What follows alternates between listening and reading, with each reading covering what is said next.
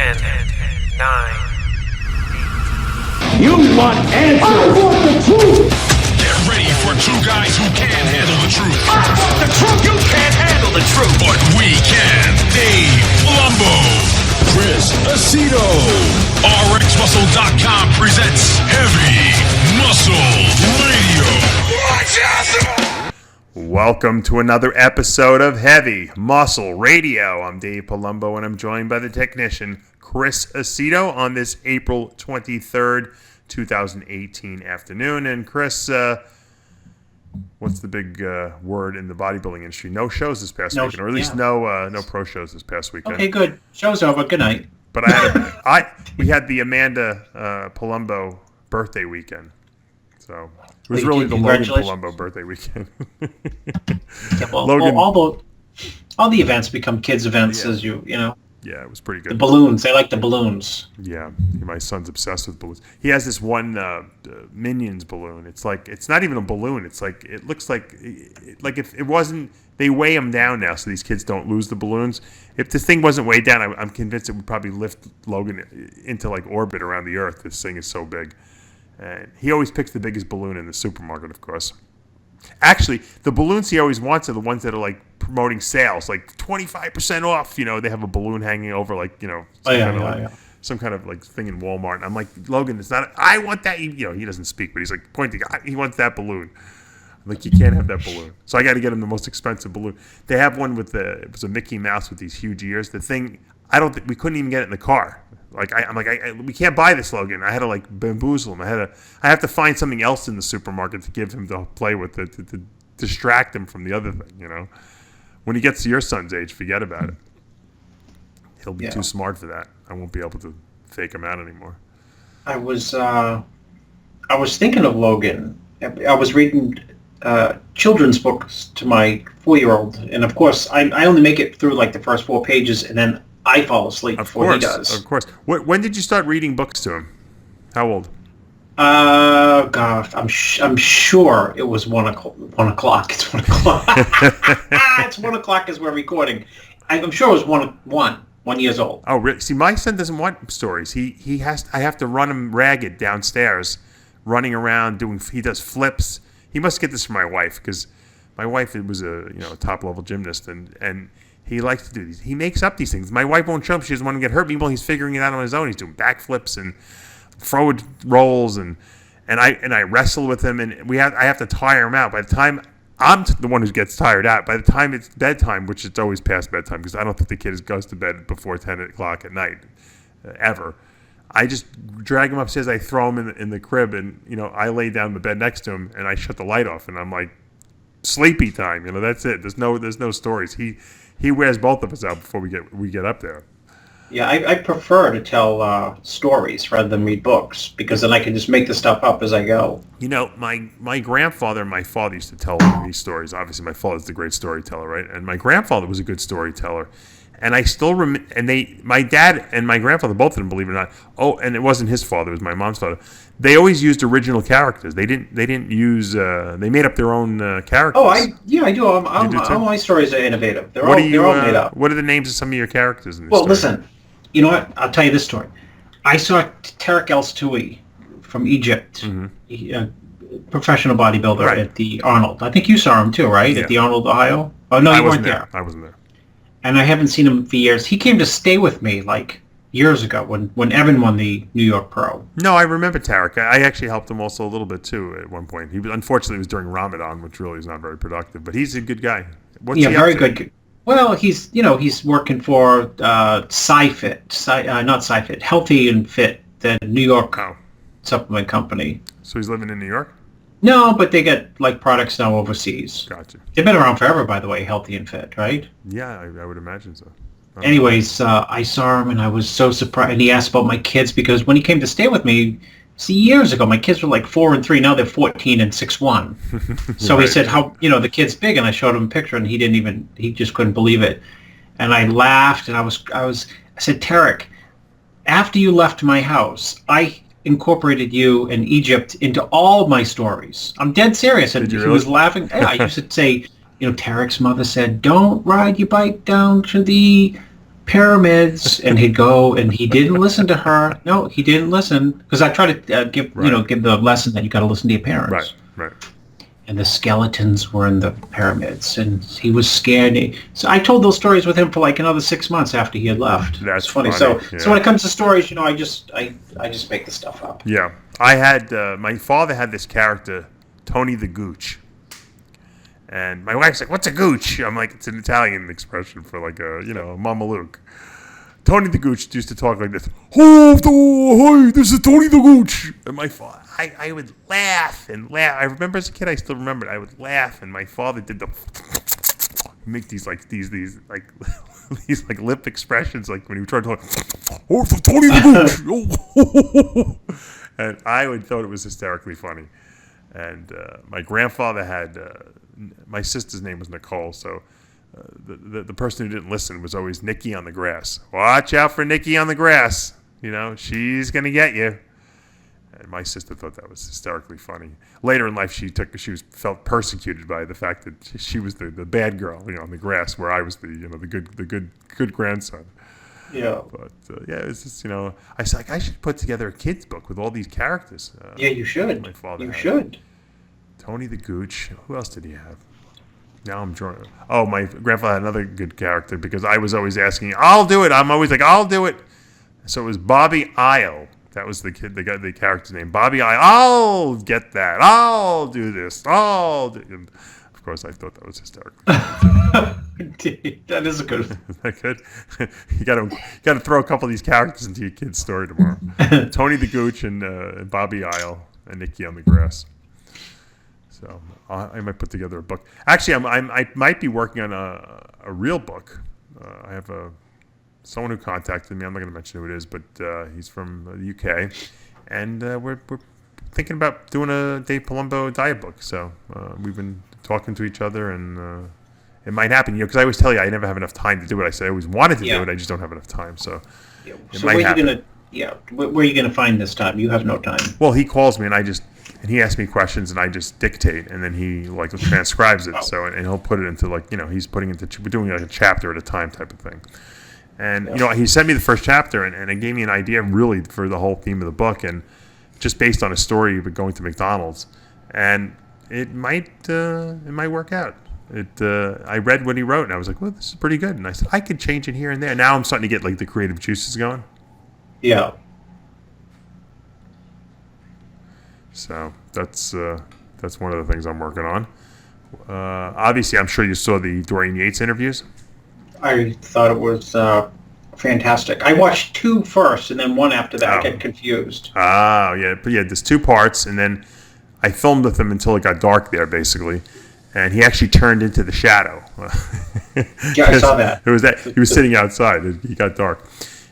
And we said, when we split, we said we're going to do next week, meaning this coming week, tomorrow specifically, Tuesday, we're going to be doing part 3 and 4, which is life after bodybuilding. All the, because I think his life after bodybuilding is almost as, or maybe more interesting than what his life was while he was bodybuilding. Yeah, although, definitely. I think it's more. He went through a lot of self-discovery and the meaning of life type deals, and he's got a pretty interesting outlook on life. I like his the way he sees the world. Although we disagree on a couple things, and I'll ask him about those in the interview. And I think it's people were very happy with it. I got a lot of good texts and emails from people saying, "Wow, best Dorian," because Dorian's done a lot of interviews recently, and I kind of had the opportunity to interview him a couple of months ago, maybe 6 months ago, and I kind of just didn't do it because too many people were interviewing him at the time. Mm-hmm.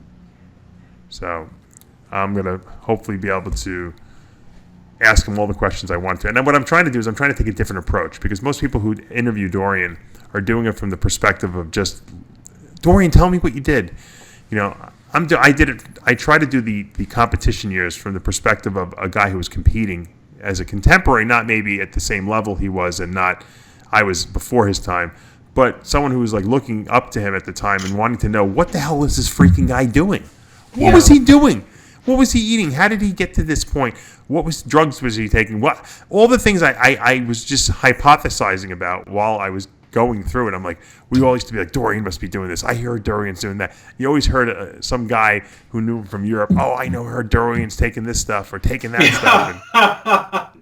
Yeah, exactly. It's true. That's why I laugh because that's called a sales pitch. Yeah. You use this. What? Is it real? Dorian's using it. Right. Dorian Yates uses this. I sell it to him. Oh, bro, then it must be great. Yeah. Meanwhile, you ask Dorian, says, "Hey, I don't know what the fuck this guy's name. I don't know who this guy is." Right. Well, the interesting thing is when I asked Dorian, and I think he was very honest in all his answers. Me too. It resonated that he was not lying. He has no reason. He has no reason. He could give up 2 craps. And when I asked him how much growth hormone he was taking, and he said 8 IUs a day, and then he said, it worked better, I thought, when I used 16 IUs every 3 days a week. Now every guy out there who competes is going to be using 16 IUs 3 times a week now. Actually, they'll probably do 16 IUs every day. They'll figure, well, if Dorian did 16 IUs 3 days a week, I'll just do it every day. Yeah. It's got to be better than that. You should have had the cutouts from that, like the behind the scenes. say like, okay, Dorian, we couldn't really say how much, on air. Right. What you using? Well, Dave, I was using 84 IUs every 3 hours. The funny thing was I asked him if he used insulin. And, you heard the interview, obviously. And he said, well, Milos talked me into it. I knew Milos' name was going to come up when I mentioned the word insulin. And I didn't even really know. But I thought, Milos, remember his claim to fame is that he put 45 pounds on Nasser in 1 month with the insulin, right? Yes. And I guess him and Nasser got into a fight. Something over Milos' wife or something like that. I'm pretty sure it was over that. I don't know if Nasser slept with her or some crazy cockamamie stuff like that. So Milos was so pissed at Dorian was so pissed at Nasser that he went to Dorian and was going to give Dorian all the secrets, all the secrets that supposedly Milos was giving to Nasser. So he must have talked Dorian into trying the insulin, I guess. I think Dorian said the last 2 years of his career. He said he looked worse with the insulin, He goes, I don't think I got better. I got a little heavier. He goes, but I don't think quality-wise it was any better. Now, that may or may not be due to his injuries, or it might be due to the fact that the insulin wasn't working well on Dorian's body, Yeah. But could be anything, But how you always expect to hear something like when I just threw it out there because I wanted to know if it's insulin. I should have known that Milos' name was going to pop up somehow. It was like a softball. The minute you said it, Dorian said Milos. Now he said he used IGF-1. He said he didn't really get anything out of it, but the guy who I was getting it from back in the mid-90s was supposedly giving it to Dorian too. It was one of those deals. These guys were pretty legit, so that might have been where he was getting it from. I gained a lot of weight when I took the IGF-1. I gained 20 pounds in 20 days of the stuff. You're kidding me? Yeah, no, it was crazy. I went from 289 to over 300 pounds in 20 days. But I was in that growth spurt still. Dorian wasn't. Dorian was huge. Yeah, so. There's a difference. Period. You said it. When you're in a growth spurt, The problem is that once bodybuilders don't know where the growth spurt stops. Like if I would have grown to a certain point and then I said, okay, I got there, and I would have backed it down a little bit, I probably would have had a better physique. I think what happens is the bodybuilders, and Dorian admitted this himself. You get to a point where you think, everyone else is telling you, okay, you look perfect, you're great, just refine this, and you're like, no, I can get bigger. Dorian said he had the same mentality. Weinberger told him, what are you, crazy? You lifted all these heavy weights? Just coast. You can win 10 Olympias. There was some interview somewhere. It might have been with you. Jay, or maybe Jay just told me. He said we all looked better a little bit smaller. Right. And you know what? Which is why 2003 Olympia, that's Coleman far from his best. Yeah. The 98 Olympia of Coleman would destroy. A lot of guys said 99 he was better. I know. 98, 99 would destroy 2003. I was there in 2003, and people just get over the side. The extreme level of muscularity that Ronnie displayed would he have beaten was Jay? not there. Would he have beaten Jay, though, with 99 conditioning at the 2003 Olympia? Well, he beat Jay in 2003. In 2003, he beat Jay. No, I know he beat Jay, but would he have beaten Jay if he had looked like he did in 98 or 99? In 2001, you mean? Which Olympia? It doesn't matter. You said Jay looked awesome in 2003. Yeah, Ronnie only beat him because he was so much bigger. Would Ronnie have beaten Jay in 03 had he looked like he did in 98? Yes. Do you think so? Why? He is better because he's better in 98 and he's better in 99. 98 he had absolute extreme to the max level of conditioning and roundness. After that, the scale was going up. Look, there's 19 different levels of conditioning that each bodybuilder can have. I mean, I'm exaggerating a little bit, but you can be peeled out of your mind. You can be peeled. You can be mostly peeled. You can be very hard. You can be ripped. You can be sharp. I mean, they're all levels that the same body can display. And the level that he had in 98 was remarkable. I think it happened to him though. I don't. And the only thing that he had to do from there is which brings it full circle, as you said. Yeah. In terms of adding size or this, you alluded to this. Where is our growth stop?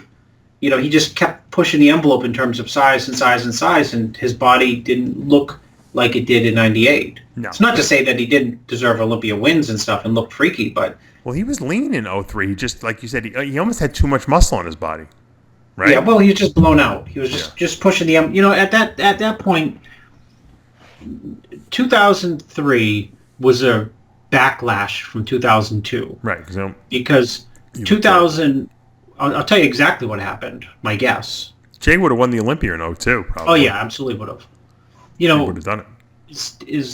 Coleman was overdieted in 02, so 03 he wanted to come in just monumentally big. Yeah, undeniable. And, you can't compete with that undeniably big mass.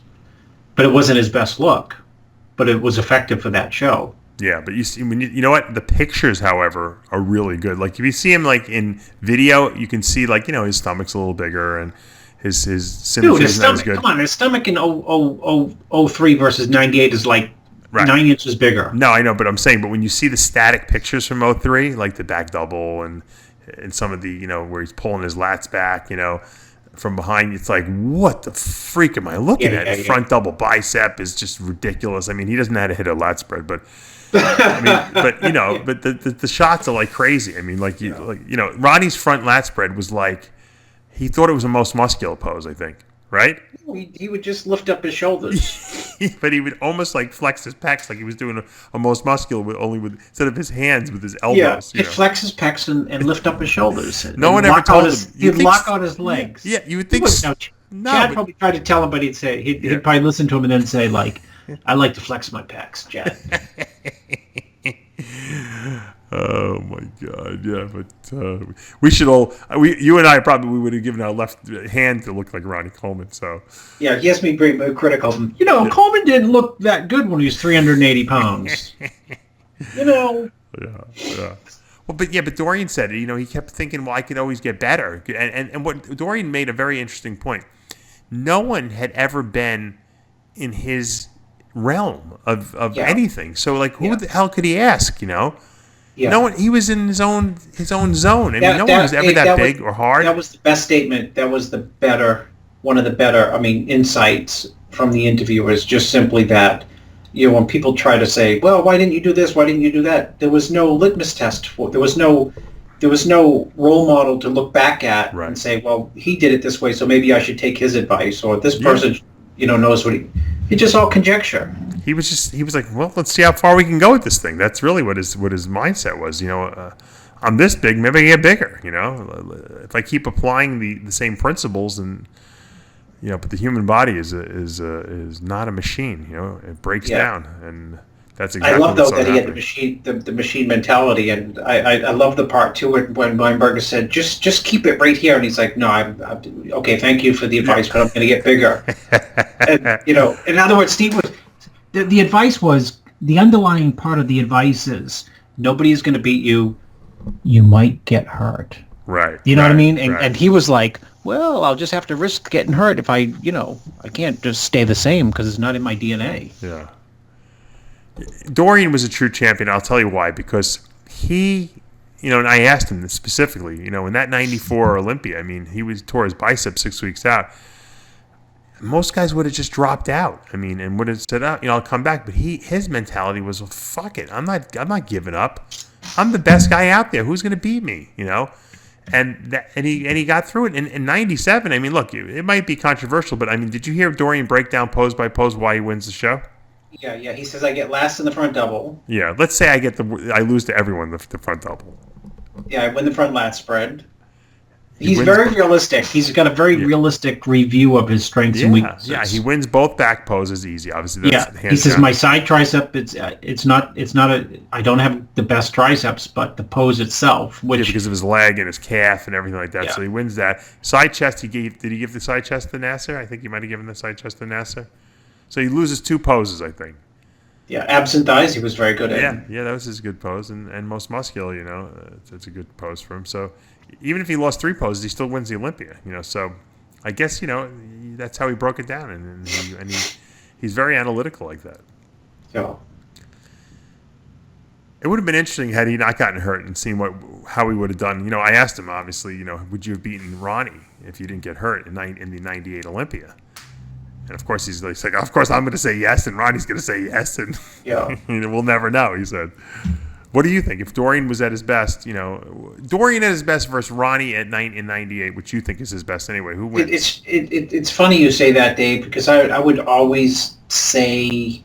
Because Dorian would have been defending champion, too. Are you talking about at their best, right? Yes. So it would have been you taking Dorian, 93 Dorian, and you taking 98 Ronnie, if that's what you think his best is.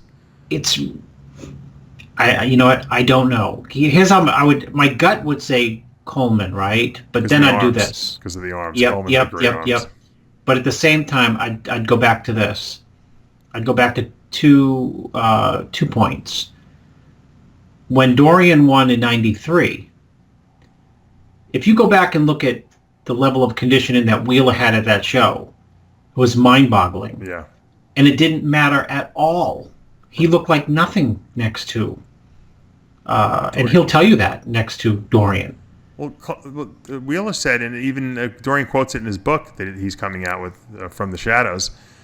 Flex said, "I never saw Dorian as beatable," which is crazy when you think about that. That's a real defeatist mindset. Yeah. But maybe Dorian was that good. We didn't stand next to him on stage. We didn't see him backstage. Like that. Yeah, and to add to that, I did see Dorian at the '95 Olympia, and I sat in like row 3, and just you look at pictures from '95 Olympia, like in a magazine, for example, 6 months later, or if you look at pictures now, he looks good.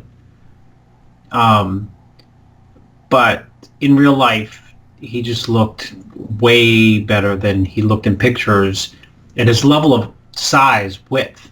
You think of like Jay as being wide and, Marcus Rule as being wide. Dorian is retardedly wide. Oh, yeah. And I mean, he probably had the best lats ever in bodybuilding. The front lat spread might have been the best front lat spread of all time. And people thought Haney had a crazy, front lat spread, but Dorian's was like, I don't think there's any gap between his arms when he hits the front lat spread. I mean, '95, for example, if you go back to NASA was the Milos mass monster. Yeah. Right? He was really, really, really freaky big. And I remember him coming out because he was number 1. He was the first guy out. And everyone used to come out and do their own mandatories at the time. And I thought, this show is over.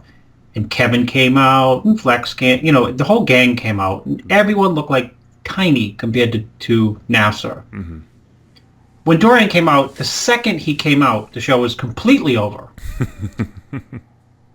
So, that dimension is not captured in pictures. No. Jay sat right next to me. We were in row 4, me, him, and Tom Prince. And when Dorian came out and hit his front lat spread, it was like... And what's so weird? Dorian has 0 leg separation in pictures. Yeah, right? No, but in person there, it's really good. Is that remarkable? His leg separation in real life is really good. Well, he's the only one who can hit that pose where he kind of goes to the side and puts his leg out, and you see that big Q sartorius. Yeah. And he hits the one-arm bicep. No one can hit that pose except Dorian. People try to hit the pose all the time. They do it all the time on the stage, and no one has ever come close to even looking like Dorian in that pose. Do you think? No. He might have had the best sartorius of all time. I don't know why his sartorius was so developed, but they were crazy. I told you, you know what, you were reminiscing about him guest posing at the Atlantic States, right? Yeah. Bob Gruskin was in Bev's gym, Steve's gym, and saw Dorian like a few days before that guest posing. He called me and he said, this guy will never lose. And I said, what, did he pose you? He said, no, I can tell by his calves and forearms. And I said, what? He said, he'll never lose. He was a freak. It was very, very impressive in person. I mean, that guest posing changed my life. It changed my life. It really altered, my mindset of what I thought was capable of human beings, And did people cheer or did they laugh when he came out that year? First of all, no one said anything first, and then the New York audience always cheers, and then like all the bodybuilders that like around me, which we were all competing at the time, and I was really just getting into it at the time, and I was sitting with Doug Wentz and all those guys, and we were all like looking at each other like, what the fuck was that? Did you see his calves? And the calves thing, I'd never seen anyone's calves that big in my life. They looked literally like the roots of trees. They look like the roots of trees, like they were anchored into the ground or something like that. It was amazing that he was moving them. They were huge, and his back was huge, and he had great presentation for that physique, right? He knew, his routines. He did the same routine every single time. He was perfect. Yeah, and it was like this like techno-y Excalibur version of Excalibur, right? The techno-y was a segue into his marijuana. His farting days afterwards. But Dorian was the shit. No, people don't remember who weren't in the industry. From the mid '90s or early '90s through when he retired in '97. No one. He was seen as unbeatable, and no one even questioned it. Everyone just assumed Dorian was going to win the Olympia. You know what? I listened to what you have 2 parts, right? Yeah, I broke it into 2 parts. Okay, because usually, Dave, I listen to the show when I'm in my office, and I just love it. I can do work and listen. It's like you sitting right here and talking to him, and I'm like third person listening in on all your interviews. And you should have asked him about Nasser, because Nasser was, I think, the only one who wasn't afraid of him. Right. Well, I'm gonna ask him about that next time. That's why we had to stop, because he had to eat dinner or something like that. I already had him over now. It was getting too dark. Yeah. Yeah, but I had him already going a long time. You know what? You don't want to wear anyone down when you're interviewing him, because then they start like not giving you everything. He was giving me 100% of what he had to give. Next time when I get him on tomorrow, we'll probably film 2 more parts. I'm definitely. I wanted to ask him about specific bodybuilders' rivalries with them, because. Him and Nasser didn't like him. Nasser was. No, that's you know what. Nasser's like you know why I didn't like him, because Nasser would personalize things. You know what I mean? Well, because people told Nasser he didn't have. It's like me joking and saying, personally, I hate Phil Heath. Yeah. But he's a great bodybuilder. That's just kidding. But you know what I mean? He would personalize his rivalries. Yeah. Well, he was like, yes. Dorian, they tell me I do not have a back. My back is bigger than Dorian's.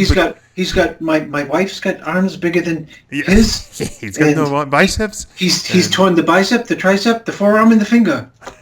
And he'd be like, and I call him Backzilla. He has 1 body part, and so these judges they just like backs. And what am I supposed to do? If they want to judge back, what about the other body parts? And I don't get they just see his back and they say, okay, he's Mr. Olympia. That's what we like.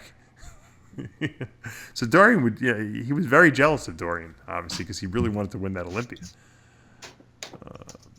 But hey, it was what it was. Well, he was getting it from all fronts, because Sean would talk negatively about him too. Well, Sean talks negatively about everyone. Everyone. Sean thought that he was like getting in Dorian's head. Little did he know Dorian wasn't even listening to anything he was saying. Wheeler. Sean's so stuck in his own head. He thinks he's getting in Dorian Yates' head. Right, but Sean got into Wheeler's head. He fucked up Flex's mindset. Well, I think there's kind of a difference between the two at that. Dorian's training in a dungeon somewhere in England with no cell phones or anything like that. He doesn't know what the hell's going on. There's no internet. No one knows what's going on. Dorian just knows he comes out, once a year to the Olympia and steps on stage and wins, and then goes home. How do you beat a guy like that? You can't even affect him. There's no effect on him whatsoever. The only time you would see Dorian other than the Olympia is he was at a guest posing, and Steve Weinberger was like his bodyguard. Steve wouldn't let anyone near him. So no one was affecting Dorian whatsoever. It's funny. I asked Dorian how many copies of that training video, Blood and Guts, that he sold. Remember the one that was just straight? Oh yeah, it was just how many did black he sell? and white. It was just black and white, straight training footage. He said he doesn't even know. It was like thousands and it was probably like 100,000 copies. Weinberger was doing the fulfillment. I'm telling you, I would go into the gym every day. There had to be 100 to 200 videos and packed up in packages, being ready to be shipped out. Because Steve was shipping everything. He had to have sold, 50 to 60,000 of those things. I guarantee it. Because everyone had a copy of that, if you remember. Anyone who was anyone at the time, bodybuilder-wise, had a copy of that video. Because it was just, you had to have it. You couldn't. It was the best psych up video of all time. If you couldn't get psyched up after watching that video. Well, you got to ask him too. Ask him about prepping Titus. He prepped Titus? He prepped Titus for the 2001 or 2000 Olympia. Oh, who knows? I'm sure Craig just went out there and paid him money like he did with Amin, and Dorian probably just physically trained him in the gym. He trained Cormier for a while, but I think Cormier couldn't last, right? Didn't Cormier leave early?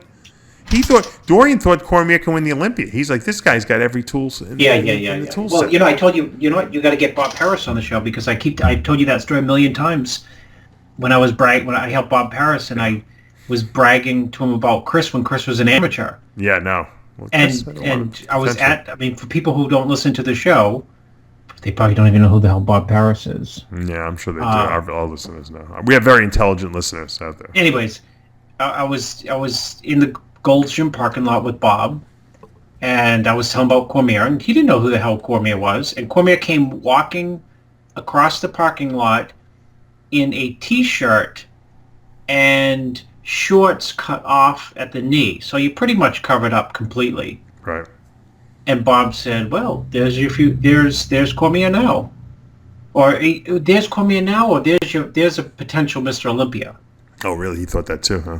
Yeah, and I'm like, how do you know that's Cormier? He said, he's exactly how you described him. I said, I didn't describe him at all. He said, you said he had great balance and fullness.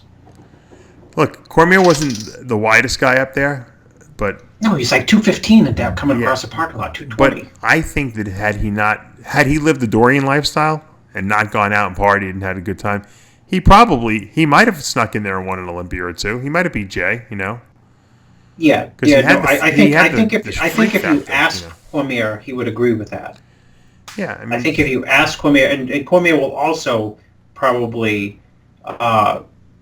drop a few complaints on how he trained and prepped. He didn't like the way that he spent a lot of his career getting ready for shows. Well, I saw not on the diet aspect, but training. I think that he thought that he got away from what worked for him, what was pure for him.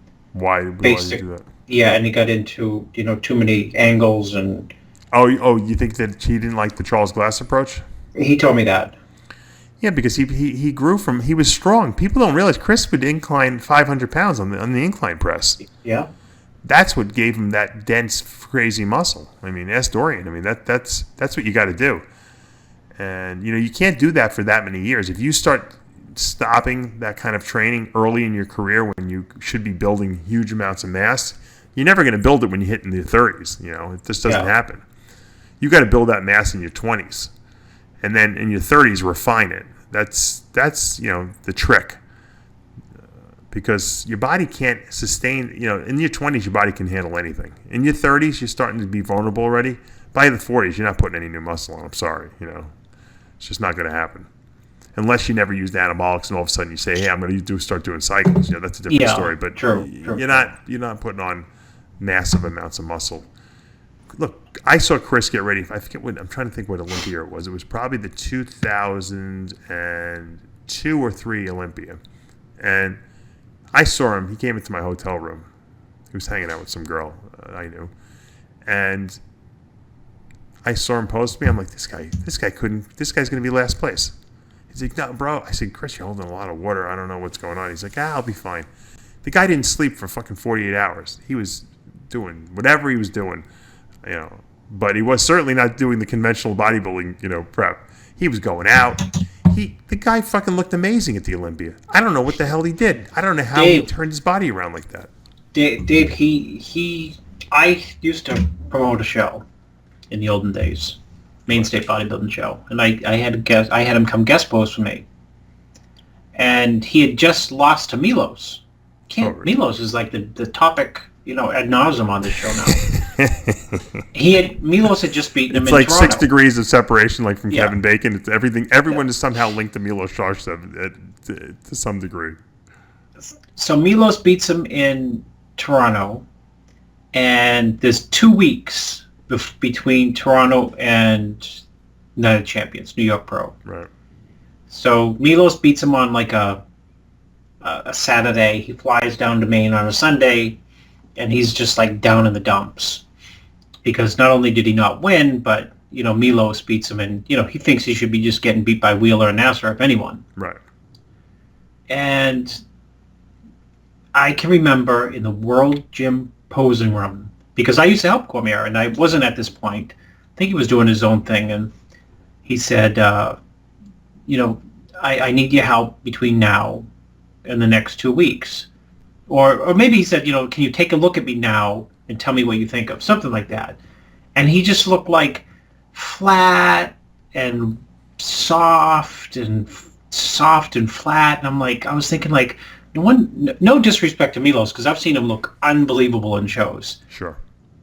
But I thought, no wonder why Milos beat you in the show. In my mind, I thought, he looked like nothing. Right. And I thought, so I didn't dare to like jump in, because I might take something that looked terrible or not nowhere near his best and make it look like a disaster in the next 14 days. Yeah, they'll blame you, right? Yeah. So I can't remember what you said. Keep doing what you're doing or something like that. I thought he'd drop to like 9th at that New York Pro. Sure enough, dead center, waxed that show. Well, New York, he probably went out partying for 3 nights. I mean, he was not a different person in the next 14 days. He was completely different. I guarantee you, if we ask him, he will say that he went out every night prior to that show in New York, and that dried him out. From dancing or whatever the fuck he does when he goes out. I don't know. It was way back. He was still dead serious. He was dead serious with the diet and stuff. That was the odd thing. No, but that's what people don't realize. Chris didn't miss meals or anything like that, and Chris didn't miss workouts. He just liked to have fun, when at night and when you go out, But he was very serious about his bodybuilding, and his training, and his posing, and the guy took it serious. I mean, otherwise he wouldn't have been as good as he would. But I think if he would have lived that monk-like lifestyle, he just would have been a better bodybuilder. I mean, because it catches up with you. You can have great genetics all you want. You can train hard. You can eat. But if you're going out partying, I mean, ask Victor. Victor's the same way. Not as bad as Cormier, but Victor too. Victor would have won the Olympia. He just couldn't stay focused and dialed in like to that lifestyle of no drama. He had girlfriends. He was having kids. He was breaking arms and. There's too many things. You can't overcome that. You have to isolate yourself. Which brings us to a good topic. I don't know if you're following this Calum Von Moger story. Did you see what happened to him? No, what happened to him? Well, you remember a couple weeks ago. I know he was doing he tore a bicep or something. Yeah, right? Him and Chris Bumstead in Gold's Venice did this like publicity stunt. They did a 405 tandem bicep curl. And on I think it was like the 3rd rep or something like that, Calum tore his bicep. It was only a couple months ago. Stupid. We were talking about how stupid it was. Well, he decided he was going to rappel down the side of this, rappelling, going down the side of a cliff with a rope. Mm-hmm. And I don't know if it was his brother or someone who was giving him. It was like he never did it before. Like he likes to do these stunts for his YouTube channel. And I'm telling you, if you look down this cliff, Chris, it had to be 100 feet, maybe more, 200 feet to the bottom of this thing. And he was going to rappel down the thing with the rope, and you bounce down the side of the cliff. But you don't just go do this thing. Like the guy's giving him instructions right as he goes off the side. First of all, the guy has a pair of balls to grab a rope and go over the side of a cliff. And the first hop he did, something, I don't know if his leg gave out or what. All of a sudden, you just hear him go, oh, and the guy's leaning over like they're trying to pull him up, and he tore his patella tendon on his knee when all was said and done. They pulled him up, and then I just found out. It's a couple days later, he actually retore the bicep too. Oh my goodness! So I'm thinking, what a fucking moron this guy is. This guy has got the world by his balls. He just played Arnold in a movie. They're trying to make him the next coming of the classic physique Olympia champ. They're trying to, he looks like Arnold. The guy is the fact that he would put his body on the line for some kind of stupid publicity stunt. He doesn't have to even do it. He's already popular. He's already got 1 million views on his YouTube channel. Then I find out someone sends me a video from his channel of him jumping off the roof of a house into a swimming pool. Chris, if you would have seen this, you would have been like, this guy's fucking needs to be committed. He jumped off the roof. It was like a 2-story roof into this swimming pool. And, you know, it's one of those things that if you didn't jump far enough, you might land on the pavement below. I mean, who does this stuff, Chris? Guys like these guys who do these jackass movies, they do this stuff because they got no talent. That's what they are. They're comedians, and they think that they got to do kooky stuff to make a name. This guy's already got a name for himself. What is he doing? I don't get it. It's like some people just have this like self-destruct inside of them mechanism going on. I don't know, man. It's you know what? I'm just thinking you tore Can you see twice. Jay? You tore bicep twice. It's bad news. Can you see Jay jumping off the roof of a house into a swimming pool? No, he jumped into that pool that one time for his video. He'll tell you that. Yeah, he did like a cannonball into his own pool. Yeah, he did the one cannonball, and that was probably the last time he's ever been in that pool. You think Dorian was rappelling off the side of cliffs like while he was like doing the Mr. Olympia? Yeah, right. No. I'm going to ask Dorian about that tomorrow. I'm going to be like, Dorian, what do you think about guys like rappelling off the side of a cliff? You know, that's 200 feet below, a jagged cliff that goes into the ocean below. You know, when they're getting ready to like compete. Do you think that's a smart idea? Well, how about jumping off the roof of your house into a fucking swimming pool? Dorian, you think that's you think you'd ever do that in 1 million years? No, he wouldn't. Listen, just don't forget. Write it down. Ask him about Nasser. I think. No, I will. You know. But you know what the funny thing is? We went to the Naples Zoo yesterday with Logan, which was fun. And then today we went to this Splish Splash place that's in Cape Coral. It's like a water park. Oh, those are fun. Yeah. Next time you come down, we got to bring you all the kids there. Anyway, they got water slides there. My wife's like, "Oh, let's go on the water slide." I'm like, if I go in the water slide and I fucking hurt myself, I just did a video on moronic bodybuilders who do fucking dangerous shit. I said, "What are you crazy? I can't do this." So we went on we went on the kids slide. You sit in like an inner tube, and you go through this like little tube. I thought it was only about 100. I thought it was like 50 feet long. It was a short one. I didn't see the top part. We're walking. I'm like, what are we walking up steps for? I thought it's only like this little chute you're gonna go down. She's like, no, this twists and turns a little bit. It wasn't extreme. It wasn't. I wouldn't go to these ones that go straight drop down. So I go in there. I was sick the rest of the day after I did it. I only did it because my son did it with my wife. He went down. I'm like, if I don't go down, I'm gonna look like a real loser. So I went down. I had my eyes closed the whole time. Not that you can see anything anyway. It was a black tube you were in. I don't know why people get pleasure out of this. I'm like, what the fuck am I doing? I might as well just jump off the roof of a house at this point. What am I, crazy? So, but anyway, if you're competing as a bodybuilder, okay, and you're taking it seriously and you really want to go far with this, you cannot do extracurricular activities like this. It's just too fucking dangerous. And because we're so overly developed, although I'm much thinner now, so I can probably get away with it. Because we're so overly developed, you wind up pulling and tearing muscles, doing weird movements and jerky type stuff and momentum stuff, and you just can't do it. Bodybuilders look great, but we're not functional human beings. You know that, Chris. Yeah, you can't do anything.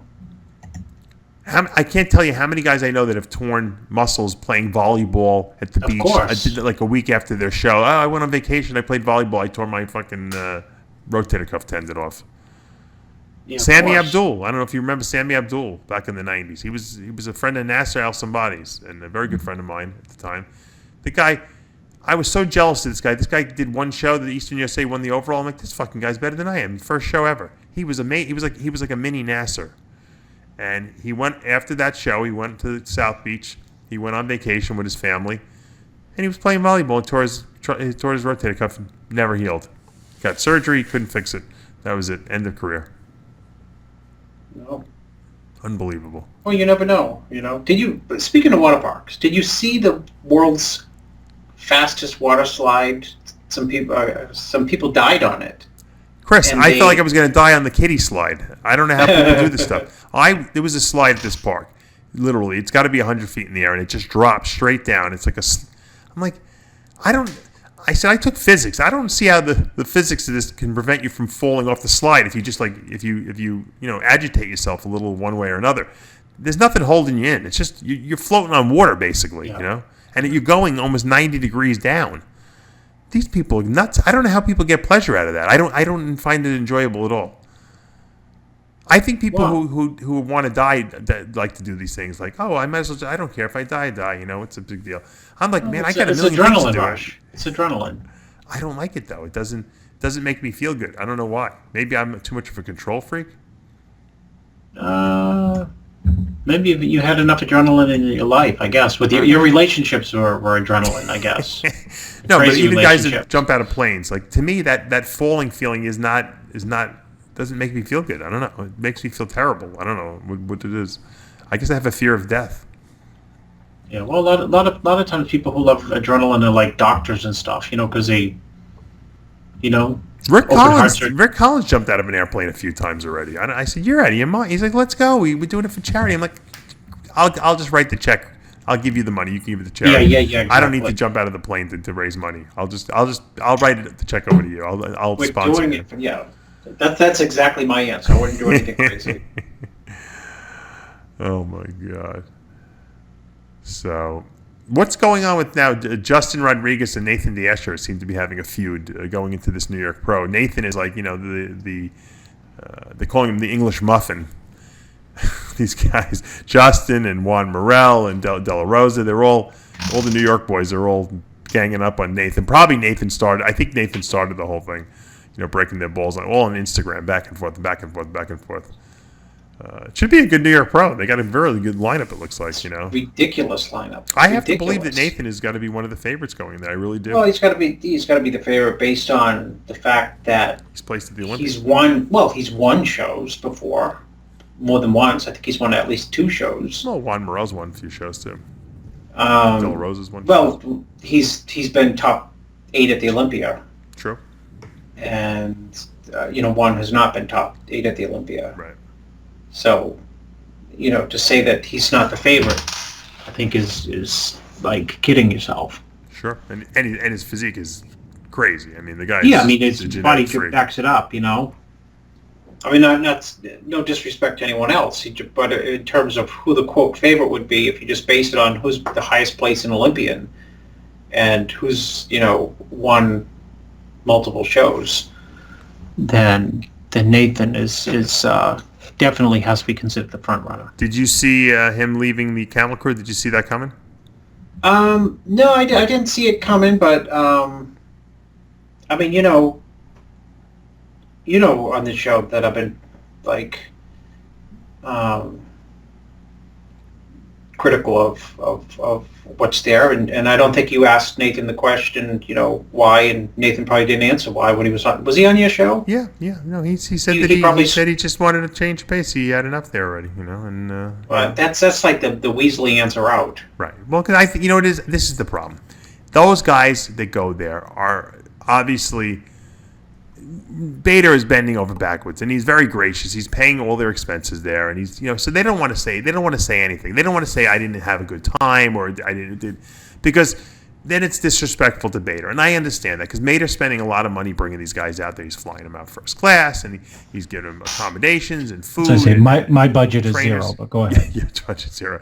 So I guess these guys don't want to badmouth them, and there's no reason to really. I mean, I think what happens is they go there. Some guys benefit out of it, and then other guys just realize that you know what, there's nothing I'm doing here that I'm not doing already, and then they change their mind. I mean, let's call it like we said it. Regan Grimes. Now, here's the question I have for you for Regan. Regan is competing at which show again? New York Pro. New York Pro. Is it going to be classic or is it going to be open? Oh, he's going to be open and he'll be ready. Even though he looks like a disaster 6 weeks out, he'll be ready. Yeah, but here's we got the DNP on hand if we need right, it, bro. But there's the perfect example. Regan probably felt bad because Bader flew him out there, and so he told everyone he's going to switch to classic, which is not true, obviously, because you and I said he would never make the weight class. He's too big. Henry Pierre will make that class, by the way. Yes. So now what's going on? Henry Pierre, I know he's switching. Henry Pierre, oh no, is switching to classic. The interesting thing about Henry Pierre is there's a lot of shows that he was on. He's done good in a lot of open shows, right? Yeah, and he's always the knocking against him is he's always not big enough, but he's everyone says he's got great shape and his conditioning is great, et cetera. Yeah, and last year, let's say Tampa, he lands in third in Tampa, and at that show, the morning of the show, he's 246, and he can weigh up to 240. So, that's definitely, quote, strikeable. You can reach 240 and still keep the same level of fullness, so you should be able to, I would think.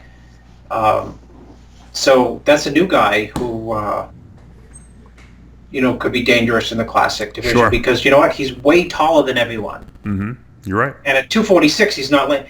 He beat Max Charles in Tampa Max beat him in prejudging, not by much. And I use Max as a litmus test because Max is thick as hell, and to some degree, right? And at the night show, when they judged, like, they call the top 6, do the quarter turns, do the muscularity round, they judged that. He beat Max, and he did Vancouver where he could have placed, I think it was 5th or 6th, but he could have been easily 2nd. Reagan was 2nd there, or 3rd. He could have been 3rd or 2nd at that show. Can he beat a guy like Steve Lorius, this new guy that's coming up?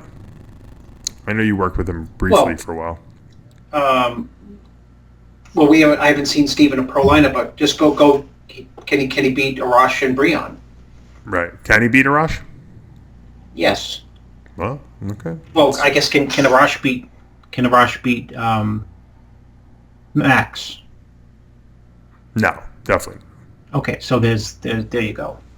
Well, it's gonna look. I think this New York Pro and this Pittsburgh Pro are going to be some heavy hitting shows that we're going to see some terrific talent, and it might even be a prelude to what we're going to see at the Olympia because everyone seems to be wanting to hit these shows to really make an impact, I guess, on the industry. So I'm excited to see how that's going to pan out. I think we're going to see some great talent. Now, of course, we always build these shows up to be the greatest shows of all time, but as we know, no one always shows up. Everyone is not going to be in shape. There's going to be guys that are out of shape. Someone's too flat. Someone's too full. Someone's a whole water.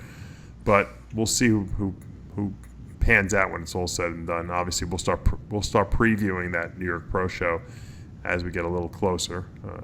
We're getting closer by the day, but this week at least there was no pro shows out there, and so I'm sure a lot of guys are getting ready. There's a lot of lineups coming up over these next couple of weeks. I was looking at the ifbbpro.com website, and I see a whole bunch of shows coming up. You got the Nebraska Pro Men's Physique, Classic Physique, on the 28th of April. You got there's a million of these men's physique shows. It's crazy, right? John Lindsay's got a pro show every weekend. It's nuts. The big show we're all waiting for is the 4th and the 5th of May. That's Jim Mannion's Pittsburgh Championships. So you're going to have men's physique, figure, bikini, and classic physique. That's the first chance we'll get to see these classic guys. And then the following week, obviously, I think or the week after that is New York Pro. So it's going to be a good month of May. That's going to be, I think, prime real estate for these pro divisions out there. And I wanted to ask you what happened with the D League today. Oh, I don't know. You're talking about in the Arnold Brazil. The Arnold Brazil. I don't know. I haven't seen any results anywhere. They had a pro show, right? Well, it's not the IFBB Pro League. It's the IFBB Elite League. I know, but it's still Santoja League. You know what? It's still Arnold. Yeah. Well, you know what it is? You know how they got the American team? They held like some kind of show. Wayne DeMillion. I didn't even know they had an American team. Yeah, they if you won the show or whatever, or you placed a certain way, they would fly you down to Brazil. I mean, these guys look like they probably couldn't win the Nationals. Nothing against those guys, obviously, because and I think it was drug tested too. I didn't get all the details, but I'm shocked that Arnold would associate himself. I know Arnold is friends with Raphael. I'm shocked though the pro show would be sanctioned by Raphael as opposed to using the IFBB Pro League, which is what's being sanctioning his his Arnold USA and his Arnold Australia show. It's just weird. The whole thing is strange. Well, that's why I brought it up. I mean, it's I call it the D League with Arnold's name. It's like ridiculous. I mean, it's ridiculous to use the word D. You know what the problem is? Arnold is... be sarcastic and Arnold in the same sentence because, clearly the lineup, I don't even know who was in the lineup, but the lineup is nowhere near the New York Pro lineup, no, right? But you know what? Here's the problem. Arnold had, relationships developed with Joe and Ben Weider, obviously, who had Rafael Santoa, as their man there for a while in the IFBB Amateur League. And then Arnold has relationships with Jim Mannion as well, who runs the IFBB Pro League. And it's like you have two friends who get into a fight. Who do you side with?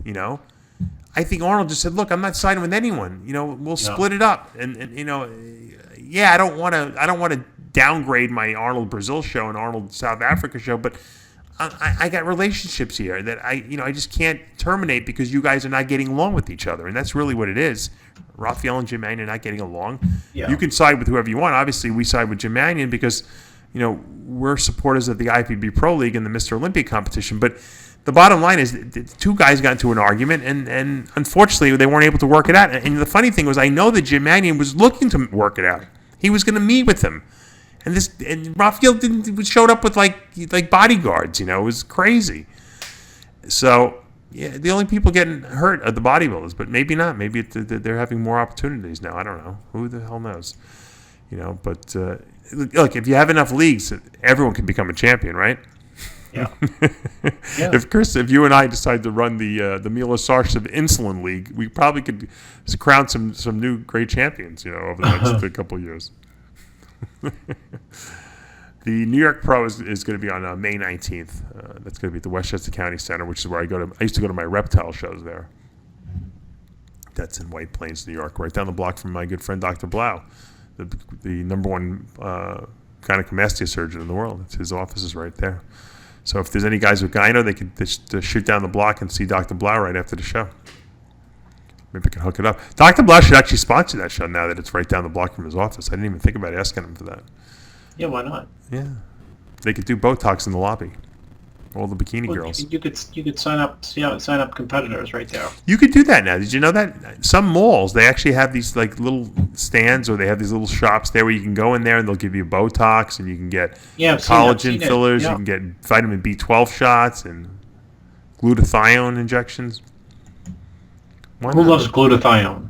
I'm a glutathione fanatic. Oh, wait. I thought you would... Wait a minute. I asked you who loves it besides you. Oh, there's another person? Bleckman loves it. Glutathione. The great detoxifier for the liver. Twin used to sell NAC, N-acetylcysteine. It's a first one's ever... No, wait. First one to ever come out with it. First to market. First to market. That's his favorite saying. First to market. It's crazy how the whole industry has changed, right? Magazines are meaningless. Who would have thought that, right? It's like, remember when Russia had they had the wall in between East and West Berlin in Germany? No one ever thought that wall was going to come down. They would actually take it down. They thought it was going to be there forever. Then one day they're freaking breaking the wall down, and because Reagan said, "Bring that wall, take that wall down," whatever he said. People were like, he's not going to take that wall down. Well, he knew that it was coming down, so that's why he ran out on the microphone and said, take that wall down, so it could look like, my declaration. Yeah, like he orchestrated the whole thing. Yeah. Well, the Roman Empire fell eventually, too. I always use Roman Empire. Whenever someone says, oh, that can't happen, I say, well, the Romans didn't think so either. Exactly. So the barbarians came in, right? And they pillaged the Roman Empire. They couldn't stop them. So I guess that would make you, me, and Romano like the barbarians, right? Breaking down the Bleckman's magazine. Funny, Dave, I took out I was at the mall with my kids, and they run into the bookstore. So I go with the magazines for They still have bookstores? Yeah, there's still bookstores.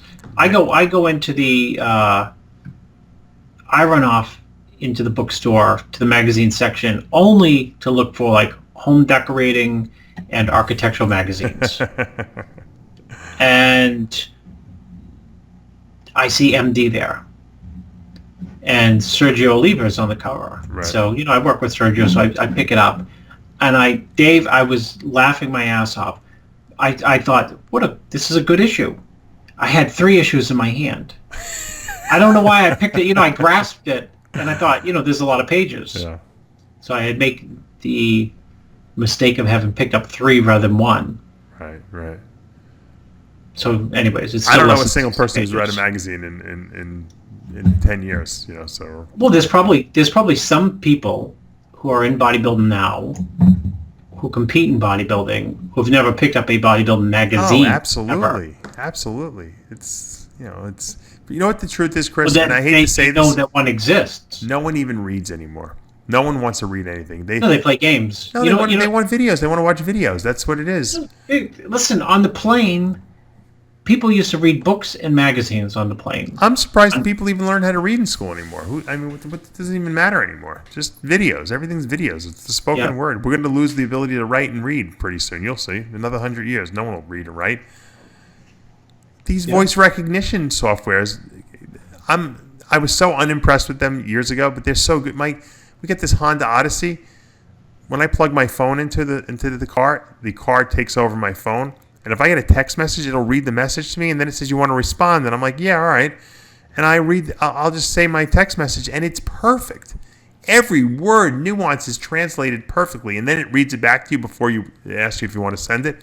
I'm like, oh my God, I can't even believe where we're at. It's amazing. I remember when and I might have told the story before, I might be repeating myself. When I was a kid, we were watching Star Trek, the old Star Trek, and my father was watching, and they had, my father was a writer at the time, and they were in the future or something like that, and there was this typewriter in this scene. I don't even remember what it was, and the typewriter was writing everything that you said. And my father said, "Oh my God!" He goes, "If I had one of those, man, forget about it." He goes, "That would be the greatest invention of all time. Too bad it's science fiction." And my dad's still alive, and there's voice recognition now that's even better than a typewriter. It's just crazy. It's like we're living in science fiction world. If you would have told, think about it. If you could time travel, if you take someone from the 1920s and you bring them into the year 2020 now, 100 years later, oh, they would never. Their mind would close down. They would probably die just from overload. They would never. I always tell my kids, can you imagine if, like, George Washington, if you could transport him to 2018, he'd be clueless. Yeah. He'd be overwhelmed. Yeah, he would be like a retarded kid, like in a. The funny thing is that, assuming we don't blow ourselves up before then, imagine what it's going to look like in another 100 years. I mean, well, Dave, I always do this. I'm fascinated with old pictures, and I'll look at pictures of only 100 years ago. I have multiple aunts and uncles who lived late 90s, early 100s. Right. 100 years ago, look at pictures of Miami Beach. It looked like just a little beach there with 2 hotels, 3 hotels. Right. The train finally, making its way down there to to the Dubai area. 20 years ago, it was nothing. It was 30. Yeah, exactly. But think about it. In 100 years from now, okay, you and I will be gone by then. But in 100 years from now, I mean, will people just be getting on, like, how like you take an airplane like to go to like California? Will people be getting on like some kind of a transport ship and going to Mars? I mean, like, maybe. I mean, probably. Right? They'll be going back. I'm going on vacation for the weekend. Where are you going? I'm going to Mars. Oh, really? Yeah, I'm going to Venus. I'm going to the moon. I don't really want to go that far. The moon is just it's like the moon will be going to like Florida, like from Maine, like. But if you want to go to like Dubai, that's like going to like Mars, Listen, Dave, I have a 14-year-old and a 4-year-old. The 14-year-old, there was no such thing as on-demand videos and Netflix and iPads and iPhones where you can watch videos and this type of thing. The 4-year-old is growing up in that type of environment. In other words, you're getting to the point you spoke about reading or writing and communicating in books and that type of thing. The 14-year-old was always reading. I remember I used to say, like, are you reading again? And, at like 5 and 6 years old, now the 4-year-old is like, I want to watch something. My son, all he wants to do is watch videos on my phone. There was no such thing to, quote, watch, 11 years ago. Well, that's why I stopped a long time ago. A couple of years ago, I stopped writing articles on RxMuscle. Maybe if someone dies, I'll write an obituary for them. But I mean, I don't write anymore. And I'm a good writer. You know, I like writing. But If people want to just want to watch you, it's easier. It's easy. First of all, it's easier for me to sit in front of my camera and just record me giving my whatever Spiel. Yeah, whatever's bothering me of the day. I'd rather do that, and that'll get a million more hits than me writing an article will. So, it's the world we live in, which is I don't know if it's a lazy thing or if it's just that technology is so good now that we can watch our and I said this 10 years ago. I said there's going to be a point in time where you can watch your computer on your TV just as easily as you can watch your TV, and that's what people are going to watch. And we're there, we're there at this point. Now TV's still impressive because the production value on TV is better, but. I had a guy come to my house today. This guy, Dave Kaufman. He has a channel called the Reptile Channel, and he does reptile videos. He goes around the country, and he's like, he called me up. He's like, hey, Dave, got your number from so and so. I'm in Florida. Mind if I come by Sunday and I want to, do a little segment at your facility, your reptile breeding facility. I'm like, whoa, I made it. I said, okay, great. And I watch this guy's videos all the time, and they're very well done. You could tell he's got experience. And when he got here, we were talking about, the fact that he went to film school in L.A. and he's from Minnesota originally, but he has experience. But now he goes around the country, around the world really, and because he's got sponsors and he does videos. And I said, I saw the video you did when you went to the jungles of Peru and you were like herping, looking for wild boas and all kinds of stuff. And I said, that had to take you forever to edit that. He's like, yeah, people don't know. He goes, you know because you do videos. I said, how long did it take you? He said, well, I worked on it 3 days straight, 24 hours a day. I said, well, it looks like it because he's got music and he's got voiceovers and beautiful, cinematography. I said, but Dave, I got to be honest with you. That video got 5,000 hits. The video you did looked like you did on your cell phone camera, I said, on Blue Tongue Skinks got 100,000 hits. He goes, I know, it's pathetic because I'm not doing it anymore. Crazy, right? I'm not spending time doing it anymore. It's just not worth it. I said, well, I'm surprised the nature shows haven't contacted you to do some stuff because, your stuff is really good. He goes, they have, but he goes, until I see the zeros after the check, on the check, he goes, I'm not doing it because it's just too much work. So now what's happening is people don't even care about production value. They just want content. They just want content. They just want you to just talk. Who cares? Something. Don't even edit the video. Just put it up raw. That's what they want. Yeah. My wife likes the reality shows where they don't do voice. She doesn't like voiceovers. She's like, I think it's too fake. I'm like, they're scripting. The reality shows are scripted. You think that's the whole thing is fake. The minute the camera's on you, everything's fake. But she likes the fact that she likes the shows where they just go from segment to segment pretty much, and it's just raw footage because she said it's more real. And maybe that's what people want, I don't know. But it's interesting that production value means nothing. Now, the only thing that people do want is they want good audio quality because no one wants to listen to static or poor audio quality. It's annoying. That's why I spend a lot of money on our audio equipment because I know that it is annoying. If you can't hear what the person's saying, and obviously you got to be able to see the person. But you don't need an iPhone or any one of these Android phones take video that's almost as good as a professional camera, and it's good enough for people to watch it on YouTube. So. We live in a different world now, Chris. No one that would never fly in the 80s and the 70s. Of 90s TV. Things were perfect all the time on TV. That's what made TV special, right? Yeah, exactly. It's a brave new world with the social media. Instagram. I see people that's all day long. I mean, Jay all day long films himself, right, on Instagram. Does he do that anymore? Yeah. I'm not sure. Oh yeah, video all day long.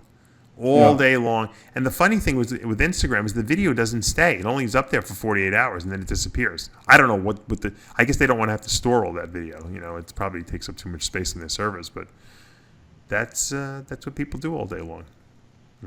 Occasionally I'll flip on my Instagram and do an Instagram live just because I'm bored. I'm watching my son. I'm like, I'll flip it on.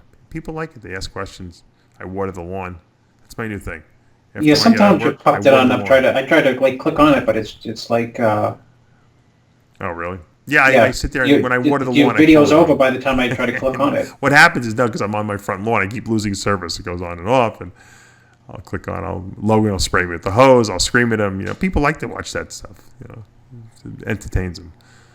But all right, so once again, coming up in the next couple of weeks, we got a bunch of great stuff. Just a reminder, if you guys haven't signed up for the Secrets to Becoming a Diet Guru course that I'm holding on Saturday, September 9th in Cape Coral, Florida, go to DavePalumbo.com and do so.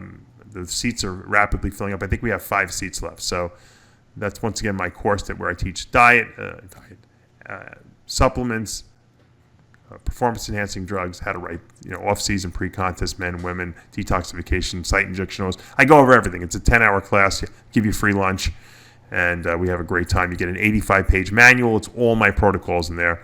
Tremendously popular class. So once again, you can check it out. All the details at DavePalumbo.com.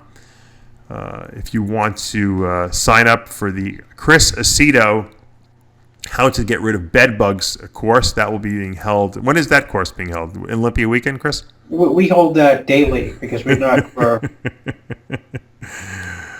Chris will be teaching everyone the right and the wrong way of getting rid of bed bugs. You didn't send me any phone messages from any of your tenants this week. Has it been quiet?